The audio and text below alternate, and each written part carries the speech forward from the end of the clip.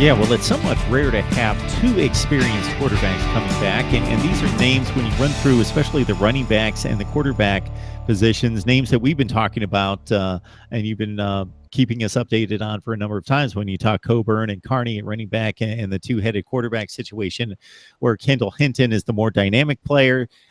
Wolford got his lumps early on in his career and has persevered. Two very different type of quarterbacks. Kendall Hinton named the starter at one point.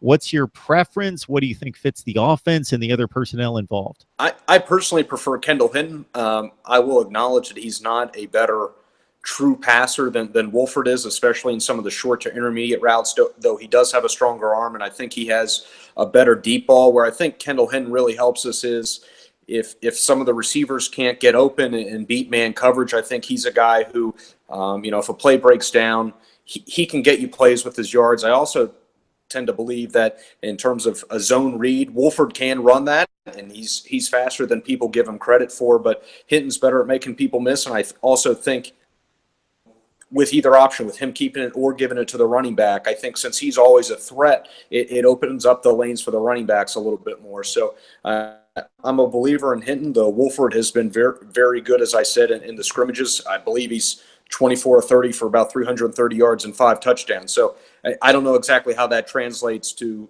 Saturdays, but it's encouraging to see Clausen still sticking with Hinton despite Wolford putting up those kinds of stats. So I think, and they're both smaller, so they're both going to take their lumps this year. We're probably going to need both of them, potentially even redshirt freshman Jamie Newman. So we're going to need both of them. I prefer Hinton, but that's definitely a discussion among the Wake Forest fan base.